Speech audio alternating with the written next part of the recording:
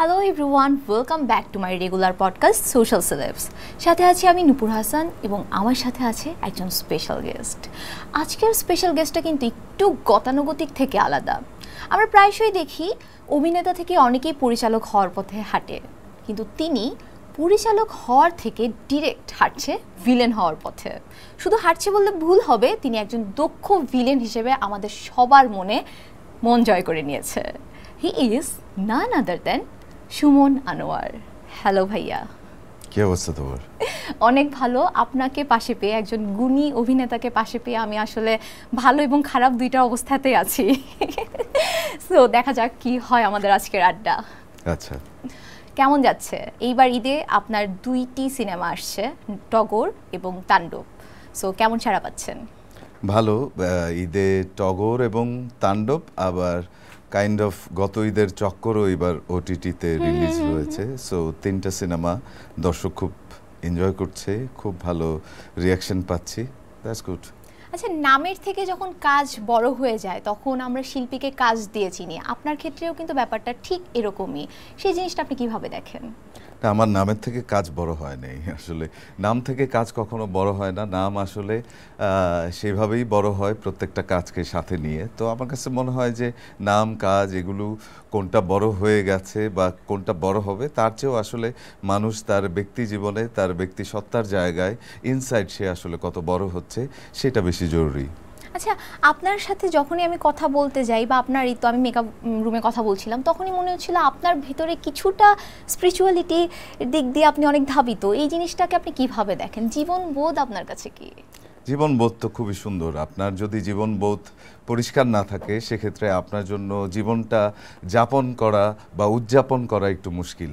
আমার চেনা এবং আশেপাশের অনেক মানুষই জীবনটা যাপন করে যায়, কিন্তু আসলে এইটা একটা গিফটেড লাইফ আপনাকে দেয়া হয়েছে। এইটাকে উদযাপন করা আপনার জন্য জরুরি, আর উদযাপন করার জন্য এটা যে গিফট এটা আপনার বোঝা জরুরি।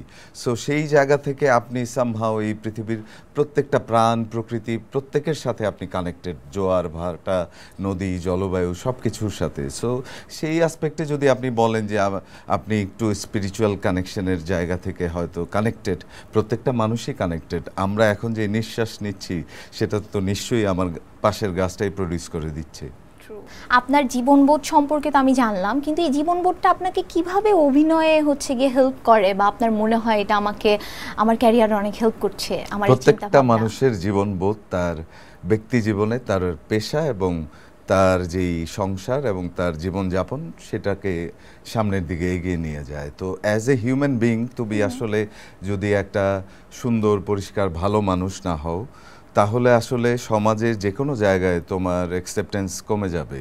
এবং তুমি আসলে যখনই ভালো মানুষ হবা তোমার আশেপাশে অনেক কিছু গিফটেড ভালো কিছু ঘটতে থাকবে, সেটা আসলে প্রাকৃতিকগতভাবে। সো যখনই আসলে তোমার ইনসাইড তুমি অনেক বিউটিফুল একটা হিউম্যান বিইং হয়ে দাঁড়াবা তখন কিন্তু তোমার চারপাশ অনেক সুন্দর হয়ে যাবে। সো এইভাবেই প্রত্যেকটা মানুষ বা প্রত্যেকটা শিল্পীকে আসলে শিল্পী হওয়ার পূর্বে তাকে ভালো মানুষ হওয়া খুব জরুরি। ওয়ান্ডারফুল ওয়ান্ডারফুল কথা। ভাইয়া, একটা জিনিস যে আমরা ভালো মানুষ হলে আমাদের চারপাশ অনেক ভালো হয়ে যায়, এই কথাটা আসলে কতটুকু সত্যি? আমাদের চারপাশে তো সব সময় জঞ্জাল, নানা অনেক বাজে বাজে জিনিস হতে থাকে, অ্যান্ড সেগুলোর মাঝখানে আমাদের আসলে বেঁচে থাকতে হয়। তারপরে আমাদের নিজেদেরকে কিভাবে ভালো রাখতে পারবো? নিজেদেরকে ভালো রাখার জন্য প্রথমেই তোমাকে যেটা করতে হবে যে তোমার কাছে যেটা অন্যায় সেটা তোমার সাধ্যের মধ্যে তোমার যতটুকু প্রতিবাদ সেটা তোমাকে জানাতে হবে। আর যদি তুমি অন্যায়কে সহ্য করে চুপচাপ স্কেপ করো তাহলে আসলে এই অন্যায়টা তোমার সমাজ, তোমার সংসার, তোমার চারপাশে বাড়তে থাকবে। সো তুমি ভাবছো আজকে হয়তো তোমার সাথে এই অন্যায়টা হয় নাই, কিন্তু আগামীকাল সত্যি এই অন্যায়টা তোমার সাথে ঘটে যাবে। আপনার শৈশব কোথায়, কিভাবে বেড়ে ওঠা সেই সম্পর্কে যদি বলতেন। আমার শৈশব তো ধানমন্ডি ১৫ নম্বর রায়েরবাজার স্কুলে আমার লেখাপড়া। তারপরে আসলে স্কুলের পরে কলেজে ভর্তি হওয়ার আগেই আমি থিয়েটারে ইনভলভড হই 1994 সালের দিকে। হ্যাঁ, প্রবাবলি 1994 সালে। আমি ইন্টারেস্টিং ছিল বিষয়টা। তো ম্যাট্রিক পরীক্ষার পরে আমি আমার এক বন্ধুকে বললাম যে আমার তো থিয়েটার করতে খুব ইচ্ছা। তো আমার সেই বন্ধু আমাকে শুভচন্দ্র নাট্য সংসদ মোহাম্মদপুরে নিয়ে গেল। তো ও বোধহয় ওই থিয়েটারের সাথে সম্পৃক্ত ছিল। যেদিন আমাকে নিয়ে যায় তারপরে একদিন অথবা 2 দিন ও ওইখানে গেছিল, এরপরে আর ওর থিয়েটারের সাথে কোনো সম্পৃক্ততা ছিল না। তো এখন মাঝে মধ্যে রাস্তাঘাটে দেখা হলে ও আমাকে রিকোয়েস্ট করে, বন্ধু আমি একটু শুটিং টুটিং দেখতে চাই। আমি কি আশ্চর্য, তুই তো আমাকে নিয়ে গেলি। সো সেখানে যাওয়ার পরে আপনার সেখান থেকে কি অভিনয়ের প্রতি, অভিনয়ের যে পোকাটা সেটা মাথায় ঢুকে, নাকি তার আগ থেকে আপনার ইচ্ছে ছিল তারপরে কানেকশন করানো? অ্যাক্টিং কোনো পোকা না আসলে, এইটা একটা আর্ট ফর্ম। এইখানে লোকেরা ডিসাইড করে, যারা আসলে পৃথিবীর বড় বড় অ্যাক্টর, তারা ডিসাইড করে যে আমি আমার বাকি সময়টা অভিনয় করে কাটাবো, বা এই মিডিয়ামটা আমার কাজ করতে ভালো লাগে। সো সেই জায়গা থেকে আমিও ছোটোবেলায় অভিনয়, ফিল্মিং, ডিরেকশন, রাইটিং এগুলোর প্রতি এক ধরনের আমার ফ্যাসিনেশন তৈরি হয়। পরবর্তী সময়ে আমি থিয়েটার করি এবং আমি ভাবতে শুরু করি যে আমি পারফর্মার হিসাবেই কাজ করব। কিন্তু আমাদের এখানে যখন 21শে টেলিভিশন এবং পরবর্তীতে আজকে বোধহয় 40-50টা টেলিভিশন, প্রয়োজন হচ্ছে বেশি টেলিভিশন, আমি একটা টেলিভিশনে বসে কথা বলতেছি, তো এক্সিস্ট করে, তখন আমাদের অনেক ম্যান পাওয়ার ডেভেলপ করার দরকার ছিল রাইটিং, ডিরেকশন এবং অ্যাক্টিংয়ে।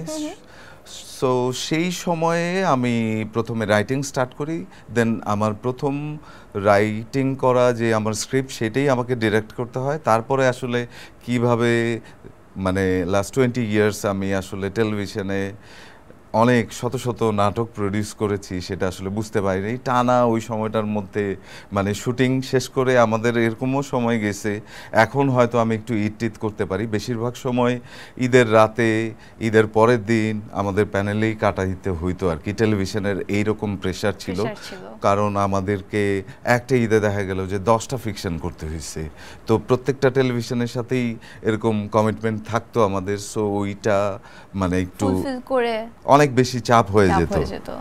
আচ্ছা, আপনি বলছিলেন যে আপনার রাইটিং এ আপনার পরিচালনা করা হয়েছে, আপনার প্রথম কাজ যেটা, আমরা শুনেছি সেই কাজটা অন্য পরিচালকের করার কথা ছিল, কিন্তু পরে তার বদলে আপনি করেছেন। এই গল্পটা যদি একটু বলতেন। এইটা হয় কি যে পরিস্থিতি অনুযায়ী আসলে প্রত্যেকটা মানুষের যে ফোকাস, যে স্বপ্ন, গোল, সে তার সেই জায়গায় যদি খুব শক্তপোক্তভাবে তার সেই নিশানাটা ঠিক রাখে, সেখানে পৌঁছানো তার জন্য খুব কঠিন কিছু না। সো সামহাও আমার ইনসাইড আমার এক ধরনের ডিরেক্ট করার আমার যেই ক্যাপাসিটি আমি নিজের মতো করে তৈরি করছিলাম, এবং আমি আসলে এরকম একটা অপরচুনিটি হান্ট করছিলাম, তো সেইটা আসলে নেচার ক্রিয়েট করে দেয় যে আফটার মাই ফার্স্ট স্ক্রিপ্ট আসলে আমাকেই ডিরেক্ট করতে হয়। আপনার কলেজ জীবন হচ্ছে তিতুমির কলেজে কেটেছে, রাইট? সেইখানে আপনি ক্লাসের ফাঁকে কি কি করতেন? ক্লাসেই যেতাম না, ক্লাসেই যেতাম না, কারণ আমি আসলে থিয়েটারে ইনভলভড হওয়ার পরে আমার কাছে একটা অন্য রকম পৃথিবী ডিসকভার হয়। আমি যখন আসলে প্রথমে অভিনয় করতে শুরু করি এবং একটা চরিত্রের মধ্যে নিজেকে খুঁজে পাই, তখন আমাদের প্রথম শুরুর দিকে আমাদের যেই ধরনের টাস্ক ছিল সেটার মধ্যে খুব গুরুত্বপূর্ণ একটা টাস্ক ছিল যে অবজারভেশন। মানে আপনাকে খুব নিবিড়ভাবে অবজার্ভ করতে হবে প্রত্যেকটা মানুষ এবং আপনার চারপাশের মানুষজন, চরিত্র, পেশাজীবী সবাইকে, কারণ আপনি জানেন না পরবর্তী চরিত্রে আপনার জন্য মানে কোন চরিত্রে আপনি মানে অভিনয় করতে যাচ্ছেন। তো সেই ক্ষেত্রে আপনি ঘুরতে গেলেন, সেখানে একজন মাঝি, সেখানে বাসের কন্ডাক্টর, সেখানে একজন ব্যবসায়ী, সেখানে একজন স্বামী, সেখানে একজন খারাপ লোক, ভালো মানুষ, ফকির, নানান ধরনের মানুষ আপনার চারপাশে ঘুরে বেড়াচ্ছে। প্রত্যেকটা মানুষের আলাদা আলাদা গল্প আছে, প্রত্যেকটা মানুষের আলাদা আলাদা মুহূর্ত আছে। তো সেইগুলোকে যদি আপনি খুব নিবিড়ভাবে অবজার্ভ না করেন, একটা খুবই দুঃখের পরিস্থিতিতে একজন খুবই ব্যক্তিত্ববান মানুষ কিভাবে ভেঙে পড়ে সেটা আপনি কিভাবে মানে প্রত্যেকটা তো হ্যাঁ, এই জিনিসটা আমিও শুনেছি, তারিক আনাম স্যার বলেছিলেন observation is really important for acting. এটা একটা অবজারভেশন ছাড়াও এরকম নানান টুলস আছে একজন পারফর্মারকে তৈরি হওয়ার জন্য।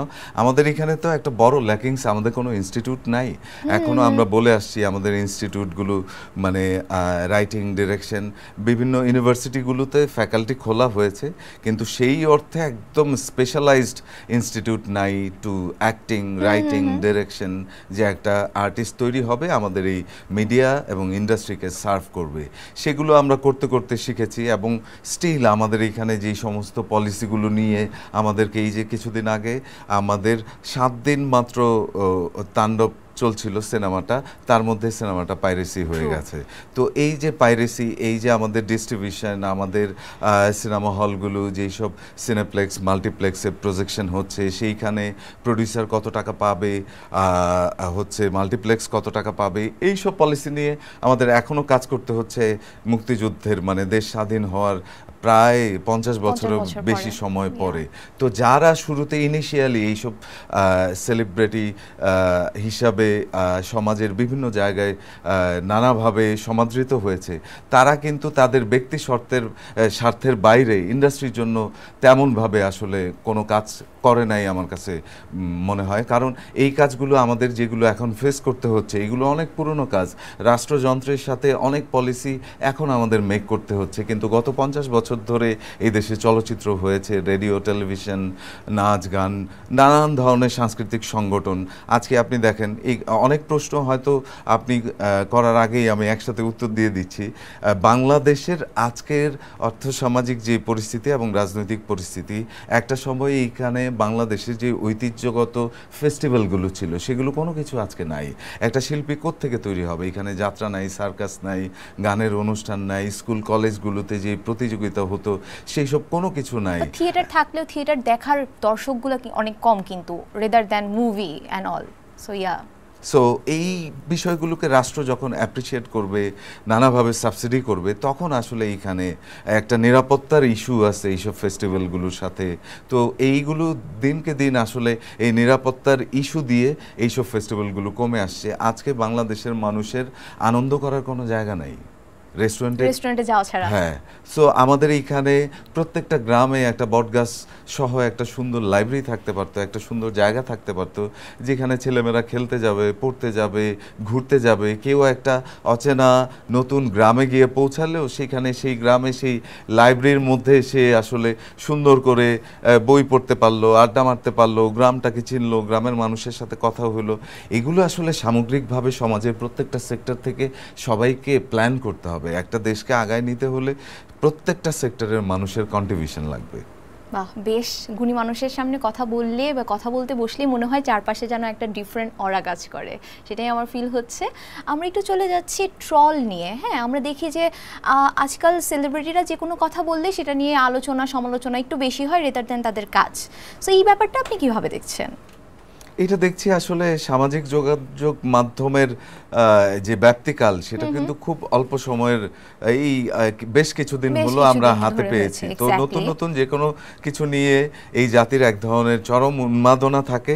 এইটার একটা উদাহরণ এইরকম, 90s-এ আমরা খেয়াল করলাম যে যেই লোকটা তরকারি বিক্রি করতো এলাকায়, তার তরকারির দোকানের পাশেও একটা ফটোকপি মেশিন আছে। তো সবাই ফটোকপি ব্যবসায়ী। এখন ফটোকপি করতে হলে 10 টাকা রিক্সা ভাড়া খরচ করতে হয়। 10 টাকা তো আর রিক্সা ভাড়া নাই, মানে অনেক দূরে যেতে হয়। আপনি তিতুমির কলেজে ছিলেন, তিতুমির কলেজ নিয়েও প্রায় আমরা দেখি ট্রল হয় তিতুমির কলেজ নিয়ে, সেশন জট হয়, তারা বেশ আন্দোলন করছে, এই করছে সেই করছে। তিতুমির কলেজের একজন স্টুডেন্ট হিসেবে তখন আপনার কেমন লাগে? এই যে এইসব তথ্য আসলে দিয়ে দিলে নানা সময় আন্দোলন সংগ্রামে নানাভাবে টেনে নিয়ে আমাকে জড়ায় ফেলবে। আমরা আসলে অন্য ইস্যুতে কথা বলি। ওকে, আপনার নির্মাণে আমরা বরাবরই একটা সিনেম্যাটিক ব্যাপার দেখতে পাই। অনেকে বলে এটা নাটক কম বাট সিনেমা একটু বেশি হয়। সো এই যে আপনার নাটকের মধ্যে যে সিনেমার ব্যাপারটা, এটা কবে আমরা বড় পর্দায় দেখতে পাবো? এখানে হয় কি, নাটক সিনেমা বলে কিছু নাই। আমরা এরকম শব্দগুলোকে তৈরি করে নিয়েছি আমাদের ব্যবসায়িক সুবিধার্থের। আমরা এগুলো তৈরি করে নিয়েছি। সারা পৃথিবীতে ফিকশন ইজ ফিকশন, এটা ডিউরেশন ছোট বড় হতে পারে। সো আমাদের এখানে এক ধরনের ফিকশন 40 মিনিটস লম্বা সময় ধরে টেলিভিশনে চর্চা হয়ে আসছিল, সেটাকে আমরা নাটক, তার চেয়ে একটু বড় ফিকশনকে আমরা টেলিভিশন বলতাম, তার চেয়ে একটু বেশি বড় ফিকশনকে আমরা চলচ্চিত্র বলতাম। এবং আমাদের সাংবাদিকরা প্রশ্ন করার সময় বারবার এই বিষয়টা উচ্চারণ করে, আচ্ছা ছোট পর্দা, বড় পর্দা, তারকা, এই যে কিছু শব্দ ওরা মুখস্থ করছে গত 30 বছর ধরে, এটার বাইরে নতুন কোনো প্রশ্ন নাই, নতুন কোনো শব্দ নাই। একটু গবেষণা দরকার, একটু জানাশোনা দরকার। সারা পৃথিবীতে ফিকশন কোন ফ্লোতে এগিয়ে যাচ্ছে সেগুলো নিয়ে আমাদের এখানে কোনো জার্নালিস্ট আমাকে এখন পর্যন্ত কোনো প্রশ্ন করে নাই। আপনার ছোটোবেলা কেমন কাটছে, আচ্ছা আপনি কিভাবে আসলেন, আপনাকে সেলিব্রিটি হিসাবে লোকেরা এরকম পছন্দ করছে, আপনার অভিনয় খুব প্রশংসিত হচ্ছে, কিন্তু আমাকে আরেকটু শেখার জন্য কোনো একটা প্রশ্ন করছে না যে গ্লোবালি এই রকমভাবে অভিনয় হচ্ছে, তো আপনি তো দেখলাম যে গত 3টা ছবিতে এইভাবে অভিনয় করলেন, পরের ছবিতে কি আপনি এই অ্যাক্টিং প্যাটার্নটা অ্যাপ্লাই করবেন, অথবা অ্যাজ এ ডিরেক্টর আপনি যে ফিলোসফিক্যাল জায়গা থেকে গল্পগুলো বলছেন সারা পৃথিবীর ফেস্টিভ্যালগুলোতে অথবা কমার্শিয়াল জনরায় এই রকম গল্প সমাদৃত হচ্ছে, অ্যাপ্রিসিয়েটেড হচ্ছে, সেই রকম কোনো প্রশ্ন আসলে আমি আমাদের জার্নালিস্টদের কাছ থেকে পাই না। কিন্তু এইটা সত্যি যে আমাদেরকে সম্পূর্ণভাবে এই ইন্ডাস্ট্রিকে আমাদের এই জার্নালিস্টরা সুন্দরভাবে সাপোর্ট করে যায়, এবং আমাদের মিডিয়া এবং আমাদের তথ্য, আমাদের কথাবার্তা, দর্শকের সাথে যোগাযোগ তাদের মাধ্যম ছাড়া কখনোই সম্ভব না। কিন্তু এইটা আসলে একটা শিক্ষণীয় জায়গা থেকে অনেক বেশি গসিপিং জায়গায় তারা ইন্টারেস্ট বেশি পায়। তার সাথে তার ব্রেকআপ হয়ে গেল, তার সাথে তাকে ঘুরতে দেখা গেল, এইসব প্রশ্ন, এইসব নিউজ দিয়ে বেশি লিড হচ্ছে, যেটা আমি একদমই পছন্দ করছি না। আজকে দেখেন সারা পৃথিবীতে যুদ্ধ খেলা হচ্ছে, এখানে লিড নিউজ হচ্ছে 37 ঘন্টা ট্রাভেল করে এসে ইরানে বোম মারা হয়েছে। কিন্তু মানবতার জায়গা থেকে যদি আপনি একটা লিড করতে চান, একটা নিউজ করতে চান, আপনি বলবেন যে এই বোমটা মারা অন্যায় হয়েছে। তো আমি আসলে এই রকম লিড, এরকম চর্চা, এরকম বাংলাদেশ, এরকম ইন্ডাস্ট্রি দেখতে চাই। খুবই দারুণ কথা বলেছেন, অ্যান্ড এই জিনিসটা আমাদের সবার মধ্যে চর্চা করা উচিত। যদি সেটা দর্শকও গ্রহণ করে সেটা আরও ভালো একটা ব্যাপার। আমার মনে হয় জাতিগতভাবে আমরা খুব পিছিয়ে আছি বলেই দর্শকরাও সেইভাবে আসলে গ্রহণ করতে চায় না যেইভাবে আমরা গসিপটাকে গ্রহণ করি। আপনার কি মনে হয় দর্শকরা বলে থাকে যে, আপনি যেটা বলছিলেন ছোট পর্দা বড় পর্দা বলে কিছু নাই, তারপরেও আমাদের দেশের দর্শকরা কেন জানি বলে যে ছোট পর্দার নায়ক নায়িকা কেন বড় পর্দায় কাজ করছে, তাকে দেখে ঠিক নায়িকা লাগছে না, তাকে নাটকেই ভালো লাগে, দর্শকরা কেন একসেপ্ট করছে না? তাহলে এগুলো দর্শকরা বলছে না, এগুলো একদম নির্দিষ্ট মুষ্টিমেয় কিছু লোক বলছে। আমাদের সিনেমা এবং আমাদের দেশ এগিয়ে যেতে পারছে না কেন জানেন? এগিয়ে যেতে পারছে না, এইখানে কিছু লোক আছে বারবার টেনে ধরে রাখছে। মানে একটা জোকস আছে, সেটা আমরা সবাই জানি যে বাংলাদেশের লোকেরা পরপারে যেই দোজকে থাকবে সেখানে কোনো গার্ড থাকবে না, কারণ হচ্ছে পাহারা দেওয়ার দরকার হবে না, সেখান থেকে কেউ পালাতে পারবে না, সবাই টেনে ধরে রাখবে। সো আমাদের সিনেমা যখনই একটু এগিয়ে যাচ্ছিল, পেছন থেকে কিছু লোক এটাকে বারবার টেনে মানে পেছনের দিকে নিয়ে আসার চেষ্টা করছে। তেমনিভাবে আমাদের দেশ, মানে একটা ইস্যু আপনাকে, একটা বিষয় আপনাকে মাথায় রাখতে হবে, দেশ এবং সিনেমা, আপনার যে ভিজুয়াল ইন্ডাস্ট্রি, এইটাকে যদি আপনি ধারণ না করেন, এটা আসলে এগিয়ে যাবে না কোনোভাবেই। আমরা আপনার অতীতে ফিরে যাই, রাতার গুল, তারপর কালাগুল, এই যে আপনার কাজগুলো বেশ জনপ্রিয়তা পেয়েছিল, এই কাজগুলো, এই গল্পগুলো অনুপ্রেরণা পেয়েছিলেন কোথা থেকে? গল্প আমি কিভাবে পাই সেটা আসলে, গল্প আমার কাছে গিফট, আসলে এগুলো নাজিল হয়। ধরেন আমি কোথাও ট্রাভেল করছি, গান শুনছি, বা কোথাও একটা সবুজ সুন্দর পাতা বা একটা ফুল আমাকে ট্রিগার করে, বা কোনো গানের লাইনের কোনো একটা শব্দ, বা কোনো একটা ইনস্ট্রুমেন্ট, কোনো একটা কালার, কোনো একটা সানসেট, নানান জায়গা থেকে আমি ট্রিগার হই। সেই সমস্ত জায়গা থেকে আমি গল্প, ইমোশনগুলোকে খুঁজে পাই। এইভাবেই আমার গল্প তৈরি হয়। এই সিরিজগুলো নিয়ে কি ভবিষ্যৎ কোনো পরিকল্পনা আছে? প্রত্যেকটা শিল্পীর তো তার একটা ফিলোসফিক্যাল জার্নি আছে, সে কোনো না কোনোভাবে তার সমস্ত শিল্পকর্মকে একটা জায়গায় নিয়ে আসার চেষ্টা করে।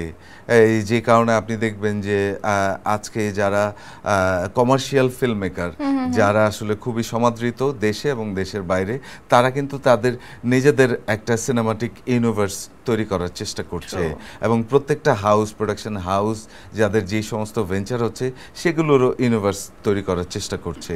অ্যাজ এ আর্টিস্ট আপনি যদি পেইন্টার হন, আপনার যে পেইন্টিংয়ের নানা ফর্ম থাকবে, নানা বিষয়বস্তু থাকবে, এক্সিবিশনের নানা কথোপকথন থাকবে, সেটা কিন্তু কোনো না কোনোভাবে আপনার একটা কানেকশন তৈরি হবে আপনার টোটাল জার্নির সাথে। সো আমার যেই গল্প, চরিত্র যেগুলো আমি লাস্ট 20 ইয়ার্সে আমি টেলিভিশনে তৈরি করেছি, সেগুলো আমার সামনের সিনেমার সময় নিশ্চয়ই তাদের রেফারেন্স এবং সেই সমস্ত ফিলোসফিক্যাল চরিত্রের প্রেজেন্স খুঁজে পাওয়া যাবে।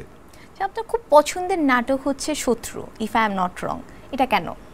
এটা মুক্তিযুদ্ধের উপর তৈরি করা একটা মানবিক মূল্যবোধের একটা গল্প, যেটা আমাদের শ্রদ্ধেয় কথাসাহিত্যিক হাসান আইজুল হক স্যার লিখেছেন।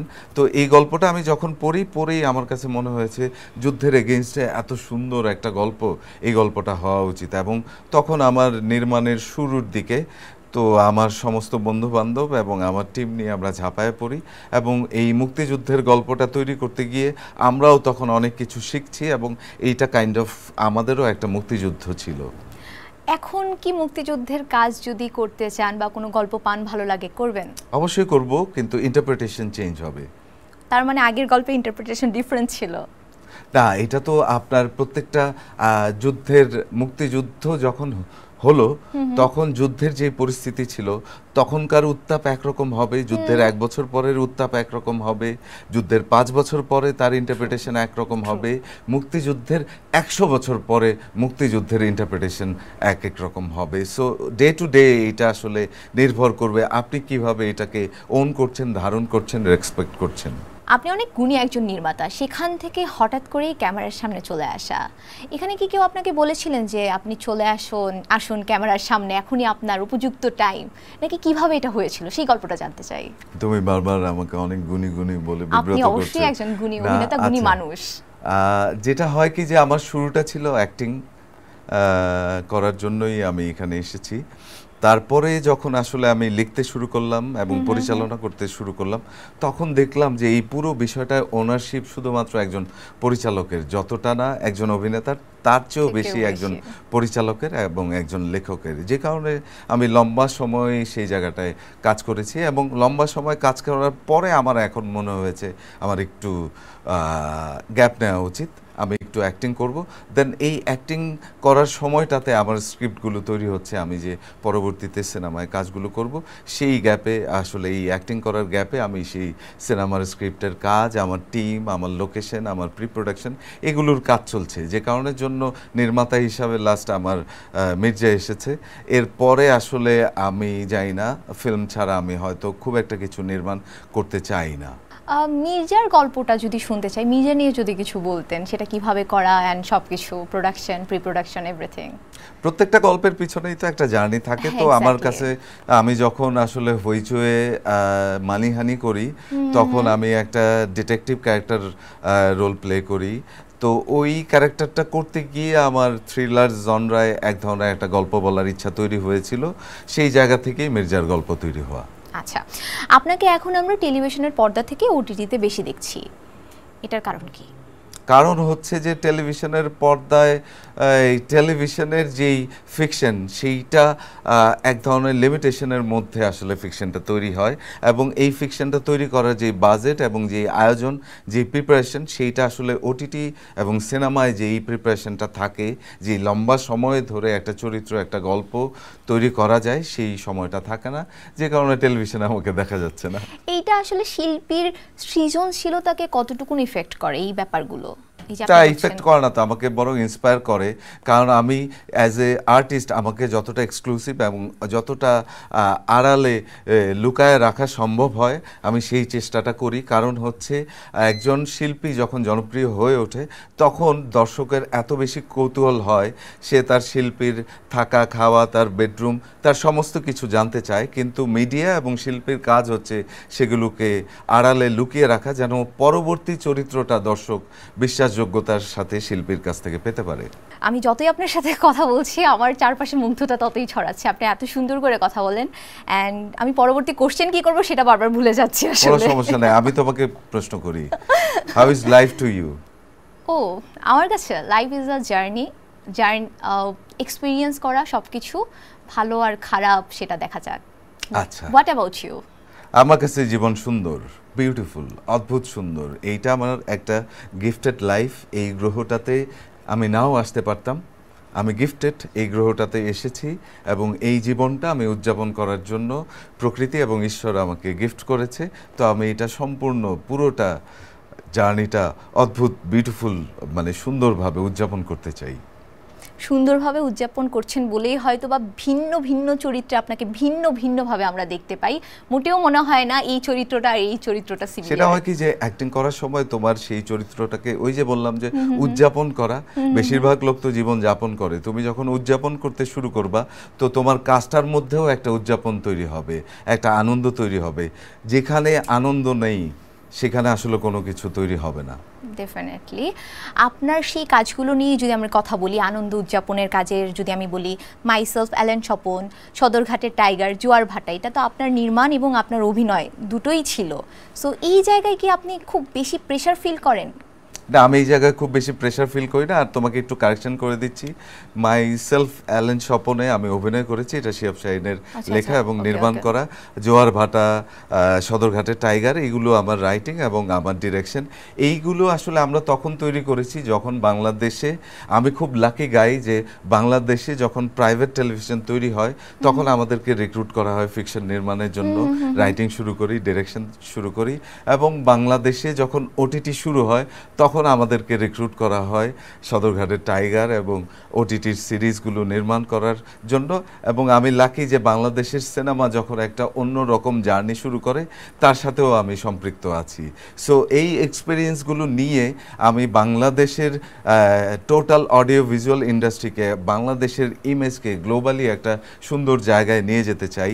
এবং এই যে সুন্দর জায়গায় নিয়ে যেতে চাই, এইটা আসলে আমি একা না, আমাদের সবাইকে সাথে করে নিয়ে। সো আমি যখনই যেখানে কাজ করি এই ভাইবটা সবাইকে দেওয়ার চেষ্টা করি, তখনই আসলে সুন্দর কিছু তৈরি হয়। আচ্ছা, আপনার ফিকশনগুলোতে আমি যেটা বলছিলাম, একটা সিনেমেটিক ব্যাপার থাকে যেটা একটু ডিফারেন্ট, এই ব্যাপারটা আমরা অন্য অন্য অনেক কাজে পাই না। সো কেন মনে হয় যে কেন সব কাজগুলোই একটু ডিফারেন্ট হচ্ছে না? সেটা আসলে প্রত্যেকটা কাজ যে ফিকশন সিনেমাটিক হয়ে উঠবে, একজন রাইটার ডিরেক্টরকে ততটাই আসলে ফিল্মমেকার হয়ে উঠতে হবে। আমাদের এখানে তো আসলে সেই অর্থে ফিল্মমেকার নাই, সবাই তো অ্যারেঞ্জ করছে, একটা ফান্ড অ্যারেঞ্জ করছে, কিছু আর্টিস্টকে অ্যারেঞ্জ করছে, পুরো টিমটাকে অ্যারেঞ্জ করছে, তারপর শুটিং হচ্ছে, এডিটর একটা এডিট করে দিচ্ছে, মিউজিক ডিরেক্টর একটা মিউজিক করে দিচ্ছে। বিষয়টা তো এরকম না, একটা দর্শনগত জায়গা থেকে একটা গল্প তৈরি হবে, কিছু চরিত্র তৈরি হবে, সেই চরিত্রগুলোকে খোঁজা হবে, লোকেশন খোঁজা হবে, টিমটাকে খোঁজা হবে, সবাই একমত হবে যে এই গল্পের ফিলোসফিক্যাল জায়গার জার্নিটাতে আমরা একসাথে শেষ করতে চাই বা অ্যাচিভ করতে চাই, তখন একটা গল্প, একটা সিনেমা আসলে দর্শকের মনে দাগ কাটবে। তো সেইটা না হলেই তুমি অনেক জায়গায় এরকম সিনেমাটিক অনেক কিছু খুঁজে পাবে না। ওকে, রায়হান রাফির সাথে আপনার বলা চলে একটা সিরিজ রিলেশনশিপ ক্রিয়েট হয়ে গিয়েছে। ফার্স্টে ব্ল্যাক মানি গেল, তুফান, তাণ্ডব, সব কিছু হচ্ছে। সো এই তার সাথে কাজ করার অভিজ্ঞতা নিয়ে যদি আমরা জানি, কীরকম লাগছে? খুব বিউটিফুল। আর সবাই খুব ভাবে যে আমাদের অনেক মিটিং হয়, অনেক দেখা সাক্ষাৎ হয়, এরকম না। আমাদের কাজ ছাড়া প্রচুর আড্ডা হয়, যে সমস্ত আড্ডায় আমরা একদমই কাজের কথা বলি না। আর আমরা একসাথে বোধহয় ৬-৭টা কাজ করে ফেলেছি।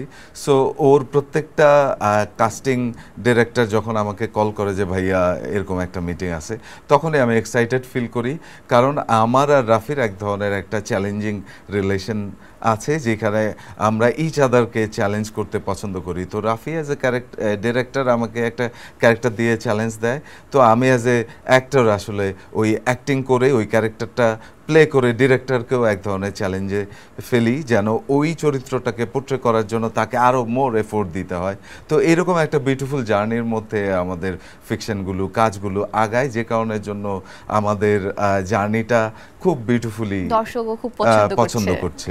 আচ্ছা, আপনি বলছিলেন কাজের বাইরে যে আড্ডা, সেই আড্ডায় হচ্ছে কাজ নিয়ে কথাই হয় না, তাহলে এই সেলিব্রিটি যারা আছে তারা কাজের বাইরের আড্ডায় কি নিয়ে কথা বলে? কাজের বাইরের আড্ডায় যেরকম আমি জীবন নিয়ে কথা বলি, আমি দর্শন নিয়ে কথা বলি, আমি রাজনীতি নিয়ে কথা বলি, আমি কথা বলি যে উদ্ভিদ নিয়ে, আমি কথা বলি যে বাংলাদেশের হারায় যাওয়া যেই সমস্ত ধানের বীজ সেগুলো কীভাবে সংগ্রহ করা যায়, অর্গানিক যেই ফুড কালচার চেইন আছে সেটাকে আমরা কিভাবে রিডেভেলপ করতে পারি, হাইব্রিড যে সমস্ত ফুড খেয়ে খেয়ে আমাদের শরীর, মন, আত্মাকে নষ্ট করে ফেলছি, সেইটা সম্পর্কে কিভাবে আমরা সচেতন হতে পারি, পৃথিবীর আরও বহু বহু বহু আশ্চর্য বিষয় আমাকে প্রভাবিত করে, এবং আমি সেই রকম একটা বন্ধু সার্কেলের মধ্যে আড্ডা মারি যাদের মধ্যে এই ডিসকাশনগুলো হয়। 2030 সালে একটা মেয়ে মঙ্গল গ্রহে যাবে, যে মেয়েটা আর কোনোদিন পৃথিবীতে ফিরে আসবে না, সে প্রিপেয়ার হচ্ছে। তো আমি যখন ভাবি যদি আমি ওই মেয়েটার জায়গায় হতাম তাহলে আমার কি কি ভাবনা হতো, আমার কি কি কাজ হতো, বা আমি সেইখানে পৌঁছানোর পর কি কি করতাম। তো পৃথিবীতে বহু অদ্ভুত অজানা সাবজেক্ট রয়ে গেছে যেগুলো নিয়ে তুমি কাজ করলে তোমার এই যে পেশা তার বাইরেও তোমার অনেক ভাবনার জায়গা তৈরি হবে। ডেফিনেটলি। আপনি দর্শন নিয়ে কথা বলেন, জীবনবোধ নিয়ে কথা বলছিলেন। এখনকার যে জেনারেশন, আমি বলতে পারি জেন জি যারা, তাদের অ্যাটেনশন স্প্যান অনেকটাই কমে গিয়েছে।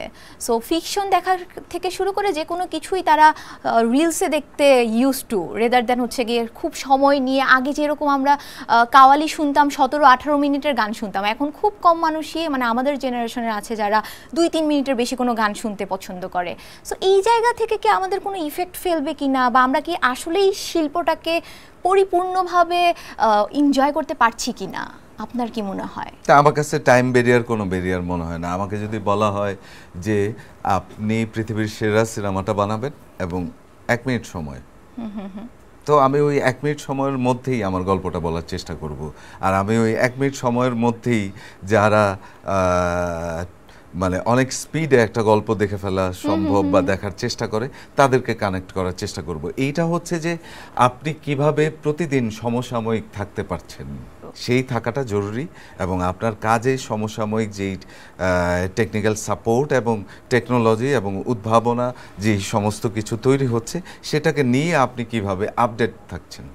ওকে, আমাদের ইন্ডাস্ট্রিতে আপডেটেড থাকা বলতে আমরা এখন বলি যে মুভি সিনেমার যে জগৎটা সেটা খুব ভালো করছে, কিন্তু একই সাথে আমরা বলছি যে এটা কিছুটা কপি, কিছুটা বলিউড থেকে নেওয়া, বলিউডের বেশ কিছু মুভি মিলে একটা মুভি বানানো। সো এই আপডেটেড থাকা বলতে কি আপনার কাছে মনে হচ্ছে যে এই কপি করে আমরা খুব বেশি দূর আগাতে পারবো?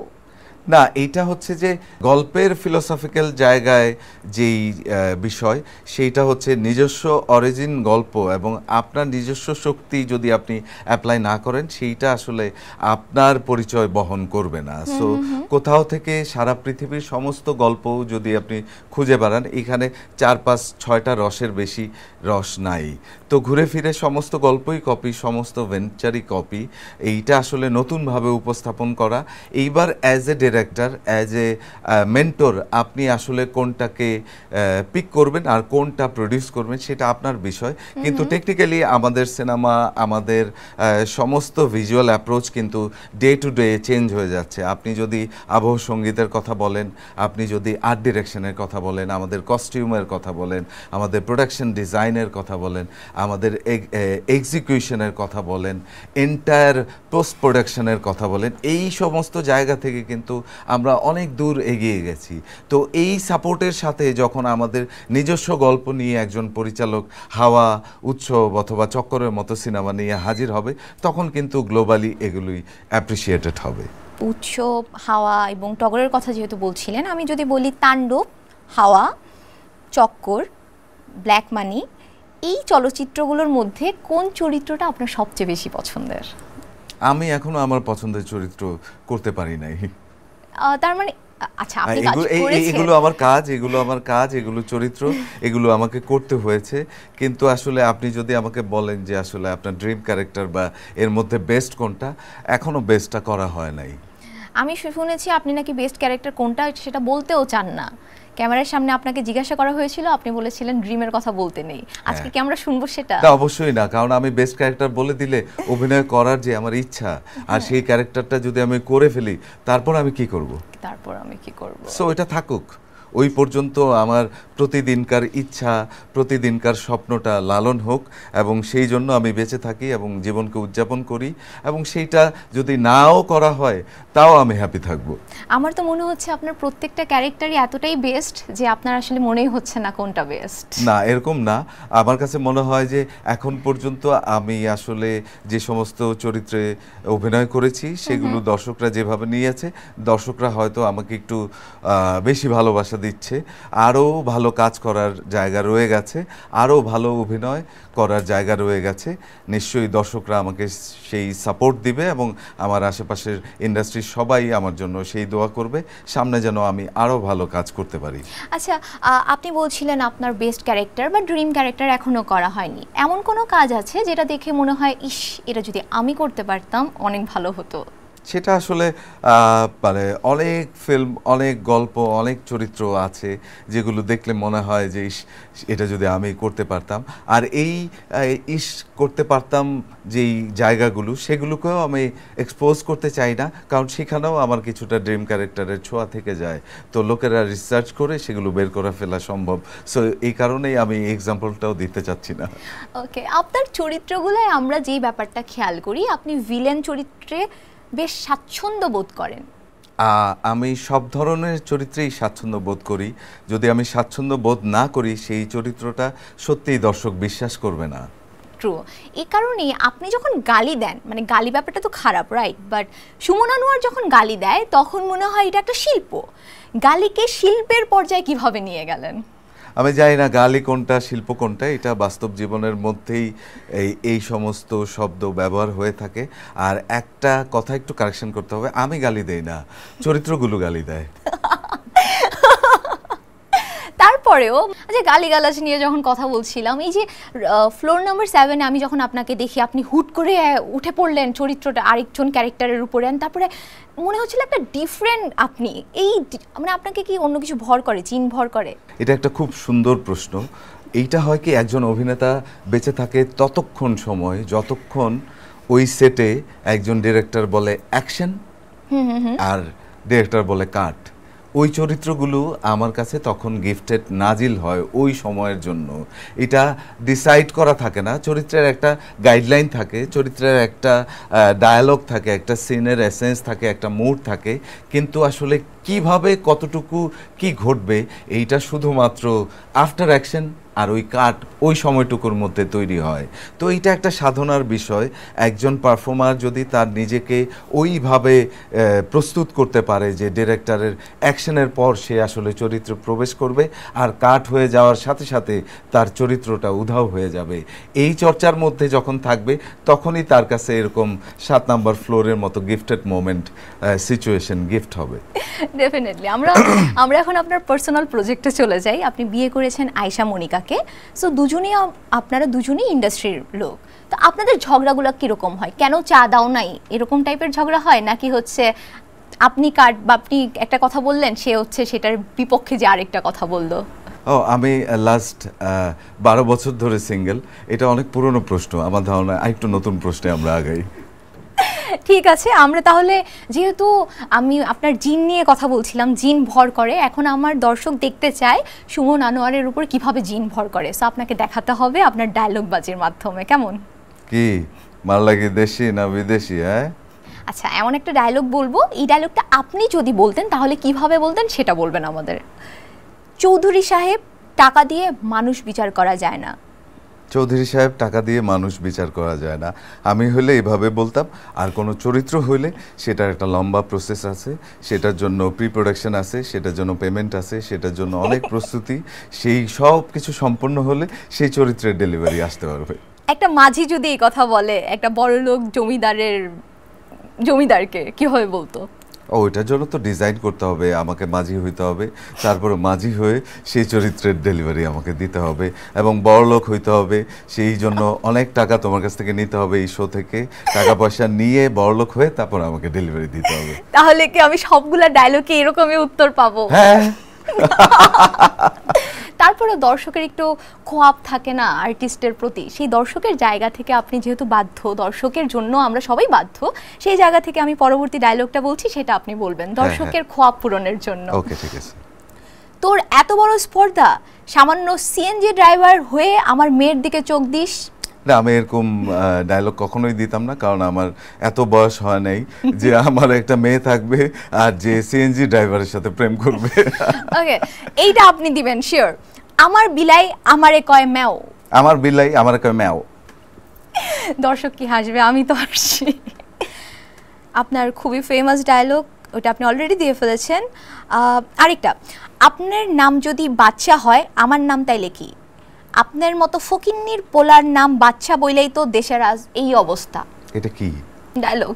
ও আচ্ছা আচ্ছা, দেশের আজ এই অবস্থা। আপনি কিন্তু খেলছেন না, দর্শকের খোয়াব পূরণ হচ্ছে না। এর চেয়ে ভালো বলে তুমি কোন হোস্টের সাথে এত বিউটিফুলি খেলছো বলো তো? Yeah that's true. ওকে, আমরা এখন গুগল মামার কাছে চলে যাচ্ছি। হ্যাঁ হ্যাঁ, গুগল মামা কি বলে? হ্যাঁ, গুগল মামা কি বলে আপনার কাছে অনেক কিছু জানতে চাই, তো সেগুলো আমরা এখন জানবো। সুমন আনোয়ার যদি সত্যিকারের গ্যাং লিডার হতো তাহলে কি করতো? সত্যিকারের গ্যাং লিডার হলে আমি আমার গ্যাংয়ের সবাইকে বলতাম তোমাদের ছুটি, তোমরা বাড়ি চলে যাও। আপনি রাজত্ব করতেন? না, আমিও ঘুমায় থাকতাম। তাহলে গ্যাংগিরি কখন করতেন? গ্যাং এর বিলুপ্ত হয়ে যেত। ও দ্যাটস নাইস। ওকে, আপনার সবচেয়ে পছন্দের স্ট্রিট ফুড? বাংলাদেশে আমরা যেটা তৈরি করতে পারিনি, আমাদের খুবই হাইজেনিক স্ট্রিট ফুড কালচারটা আমরা তৈরি করতে পারি নাই। তো আমি এই প্রশ্নের সুবাদে বাংলাদেশের মানুষ এবং যারা ফুড বিজনেস করে তাদেরকে আমি রিকোয়েস্ট করতে চাই, দেশের বাইরে যখন আমরা যাই আমরা একটা ফ্রেশ ফুড পাই, ফ্রুটস পাই, জুস পাই, যেগুলো আমরা ট্রাস্ট করতে পারি।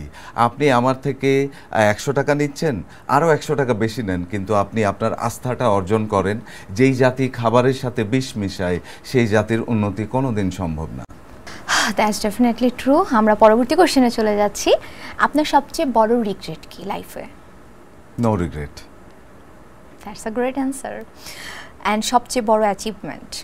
সবচেয়ে বড় অ্যাচিভমেন্ট হচ্ছে অ্যাচিভমেন্ট হচ্ছে যে আমি still trying to achieve something. Nice. এর জন্যই বলছিলাম স্পিরিচুয়ালিটির সাথে আপনি কানেক্টেড। ক্যামেরার বাইরে আমরা আরও কথা বলতে পারি এটা নিয়ে। বাংলাদেশের সেরা ভ্রমণ ডেস্টিনেশন কোনটা?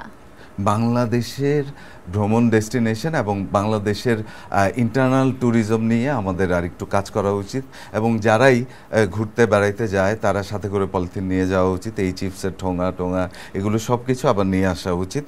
আর আমার কাছে বাংলাদেশের প্রত্যেকটা গ্রাম, প্রত্যেকটা ডেস্টিনেশন খুবই অদ্ভুত, কারণ এই 6 ঋতুর দেশ। আমাদের ঋতু পরিবর্তনে বাংলাদেশ এমন অদ্ভুত সুন্দর হয়, যেইখানে অদ্ভুত সুন্দর কুয়াশায় আচ্ছন্ন একটা নদী ছিল, সেটাই কিছুদিন পরে শুকিয়ে বিশাল ধান ক্ষেত। তো এই যে বৈচিত্র্য, এইটা আমার দেশ, আমি এই কারণে গর্ববোধ করি। আর বাংলাদেশে সমস্ত জায়গায় আমার ঘুরে বেড়াতে ভালো লাগে। বাংলাদেশের বাইরে? বাংলাদেশের বাইরে আমি কাউকে প্রমোট করতে চাই না। আপনার কোশ্চেনের অ্যান্সারগুলো কি এরকমই? আমরা যে কোশ্চেন করব সেটার ডিরেক্ট কোনো অ্যান্সার দিবেন না, ঘুরিয়ে পেঁচিয়ে কথা বলবেন? না, আমি তো ঘুরিয়ে পেঁচিয়ে অ্যান্সার করি না। আমাকে কোনো রকম নেগেটিভ এনার্জি ছাড়া পজিটিভলি সুন্দরভাবে কথা বলার সমস্ত আয়োজন নিয়ে আমি এই শোটা করে যাচ্ছি। তারপরে তোমার কমপ্লেইন, তোমার টেন্ডেন্সি সারাক্ষণ কিভাবে তুমি ভাইরাল এবং নানাভাবে টকেটিভ হবে এরকম ইস্যু, এরকম প্রশ্ন খোঁজার চেষ্টা করছো। সেই প্রশ্ন করলেও তুমি আমার কাছ থেকে সেই উত্তর পাবা না, কারণ আমি খুব সুন্দরভাবে গুছায় সেই প্রশ্নটাকে এড়িয়ে একটা পজিটিভ অ্যান্সার দিব, যেটাতে আসলে সেটা ভাইরাল হবে না। আচ্ছা, দর্শকের কাছে পৌঁছাবে আপনি যেভাবেই কথা বলেন না কেন। আমার কোশ্চেনের অ্যান্সার সোজাসুজি দিলেও পৌঁছাবে, এবং আপনি যে এত সুন্দর করে কথা বলছেন সেটাও পৌঁছাবে। নেক্সট, আপনার কাজে কেন এত বেশি স্ল্যাং বা গালি থাকে? আমার কাজে না, আমি যে সমস্ত চরিত্রে অভিনয় করি সেই চরিত্রগুলো আমি ডিরেক্ট করি না, আরেকজন ডিরেক্ট করে, এবং সে আমাকে সেটার জন্য হায়ার করে, পে করে, এবং আমি গিয়ে গালিগুলো দিয়ে টাকাগুলো নিয়ে বাড়ি চলে আসি। অসাধারণ, কিন্তু সেই গালিগুলো কিন্তু এখন পর্যন্ত কেউ দিতে পারে নাই। আচ্ছা, পুরনো বদ অভ্যাস যেটা আপনি এখনো ছাড়তে পারছেন না? এই যে জ্ঞান দেওয়া।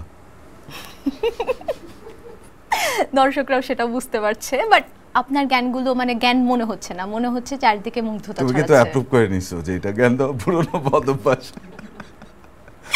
আমরা নেক্সট কোশ্চেনে চলে যাই। সুমন আনোয়ারের গোপন প্রতিভা যেটা কেউ জানে না? না, নিশ্চয়ই আমি জানাবো না। আমার যেটা গোপন ওইটা আমি তোমাকে কেন বলবো? ফালতু নাকি? বাড়িতে যে কাজটি করতে একেবারেই ভালো লাগে না, আমি বাসার কোনো কাজ এখানে করব না, আমি এখানে শো করতে আসছি। নেক্সট। আচ্ছা, ক্যামেরার সামনে বা ক্যামেরার পিছনে যে কাজটা দেখলে আপনার খুব বিরক্ত লাগে? আমি আসলে বিরক্তি এড়িয়ে চলার চেষ্টা করি। সো আমি কি আপনাকে বিরক্ত করছি না? বিরক্ত তৈরি করবে এরকম কিছু আমার চোখ অটো সেন্সর করে নেয়। তার মানে কি আমি এতক্ষণ ধরে আপনাকে বিরক্ত করছি? না, তুমি চাইলেও আমাকে বিরক্ত করতে পারবে না। Oh that's my credit I guess. Anyway, আমরা এখন চিট চ্যাট সেগমেন্টে চলে যাব। আরো সেগমেন্ট বাকি আছে, আমার তো শোটা শেষ করো।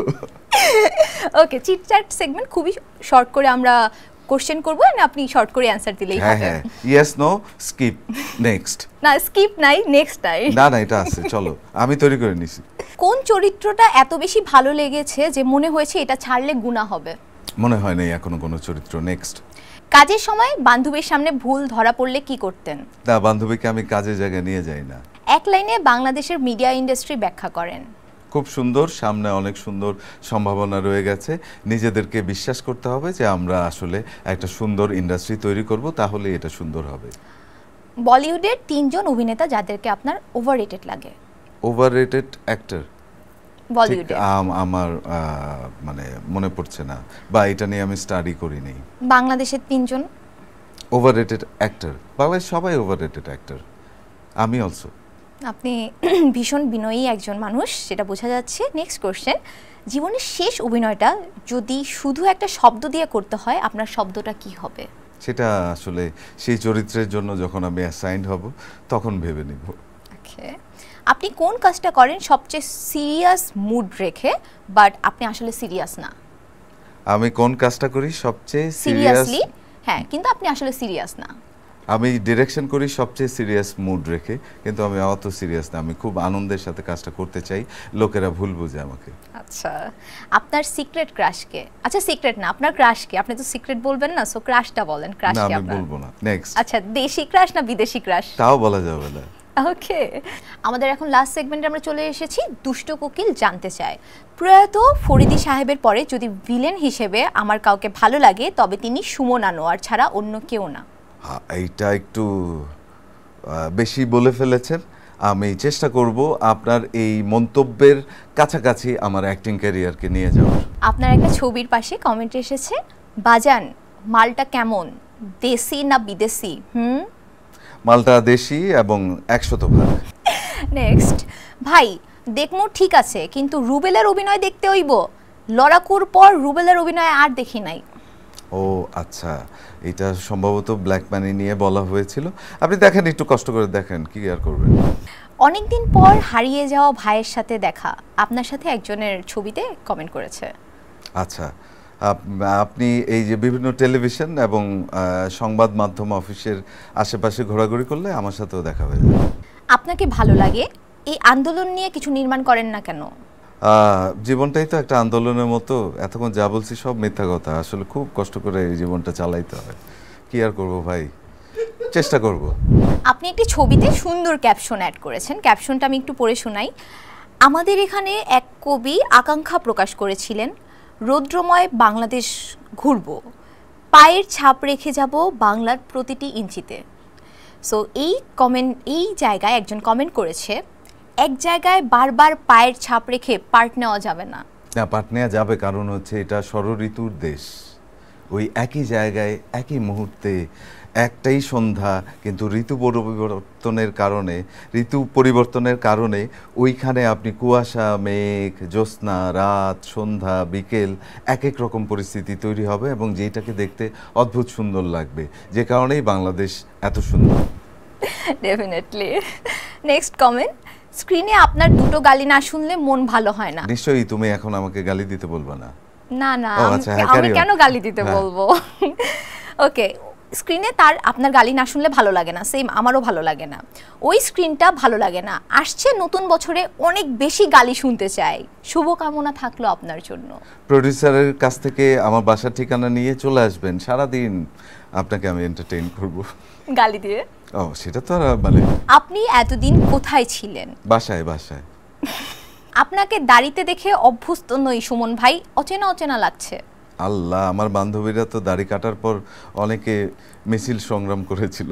কি বলে দাড়ি কাটার পর, কি বলে ওরা আপনাকে, কি কমপ্লিমেন্ট দেয়? সেটা তো বলবো না। তুমি একটা প্রশ্নের মধ্যে দুইটা উত্তর চাচ্ছ, তা তো হবে না। ওকে, আপনাকে পেমেন্টটা বাড়াতে হবে তাহলে। বিশ্বাস করেন সুমন ভাই, প্রথমেই 25% ডিসকাউন্ট, আর আপনার ছবি দেখে মনে করেছিলাম হেয়ার ট্রান্সপ্ল্যান্টের বিজ্ঞাপন, একটা ছবিতে আর কি কমেন্ট করেছে। আচ্ছা, ও আচ্ছা, ভালো। দাদা কি গল্প ভাবছেন আকাশ পানে চাহিয়া? একটা গল্প শুনতে আই আপনাকে। বাহ, এত লোক এত মন্তব্য করে, আমি আসলে সবাইকে সবার রিপ্লাই দিতে পারি না। তো এই ধরনের অনুষ্ঠান আরও বেশি হলে আপনাদের কমেন্টসগুলোও পড়া হয়ে যাবে, এক ধরনের রিপ্লাইও হবে।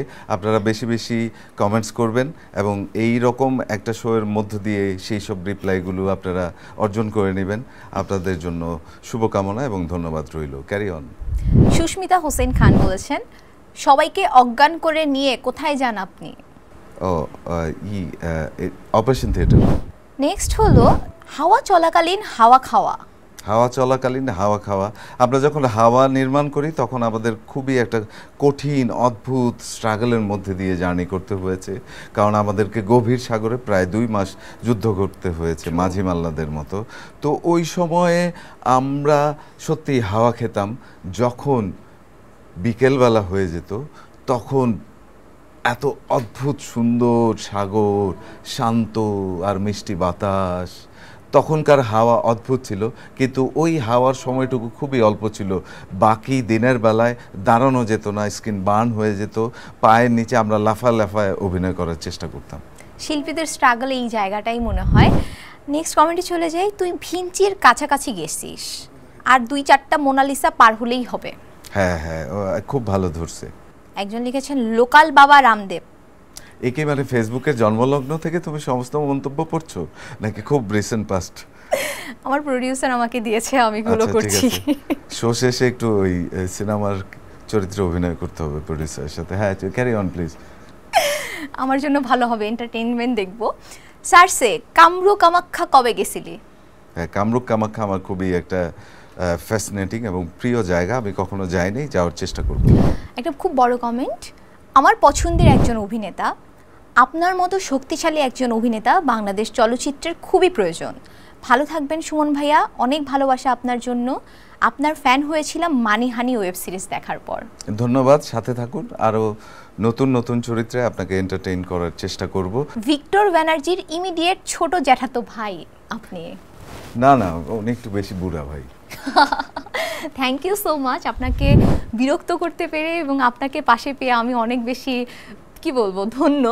আপনি যদি আমার দর্শকদের কিছু বলতেন। সারাক্ষণ তো প্রোডিউসারের সাথেই তুমি টকব্যাকে আর ইয়েতে কথা বলতেছিলে, আমাকে পাশে পেয়ে যে আমার সাথে গল্প করবা, কই সব দর্শকদের তুমি প্রশ্ন এগুলো পড়লা, এগুলো ইয়ে করলা। নাইস শো, তোমার সাথে কথা বললে ভালো লাগছে এবং দীপ্ত টেলিভিশনের সমস্ত দর্শকদের শুভকামনা এবং শুভেচ্ছা। Thank you so much everyone আমাদের পাশে থাকার জন্য। সুমন আনোয়ারের সাথে ক্যান্ডিড মোমেন্টগুলো আই হোপ আপনারা অনেক বেশি এনজয় করেছেন। আমি পরবর্তীতে আবারও চলে আসব নতুন কোনো গেস্ট নিয়ে, নতুন কোনো ক্যান্ডিড মোমেন্ট ক্রিয়েট করতে। ততদিন পর্যন্ত কিন্তু সবাইকে ভালো রাখতে হবে, সুস্থ রাখতে হবে এবং সাবধানে থাকতে হবে। আল্লাহ হাফেজ।